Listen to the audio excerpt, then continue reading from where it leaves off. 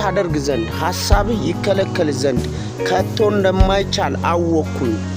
ኢዮብ በሕይወቱ በዘመኑ የተፈተነበት ወይንም በላዩ ላይ የመጣበት ትልቅ መከራ ነበረ።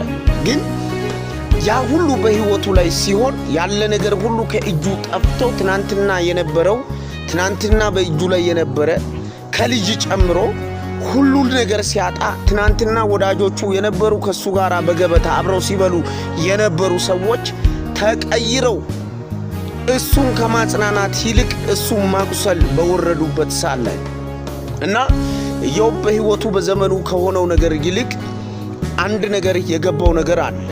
ሁሉን ታደርግ ዘንድ ሐሳብህ ይከለከል ዘንድ ከቶ እንደማይቻል አወቅኩ።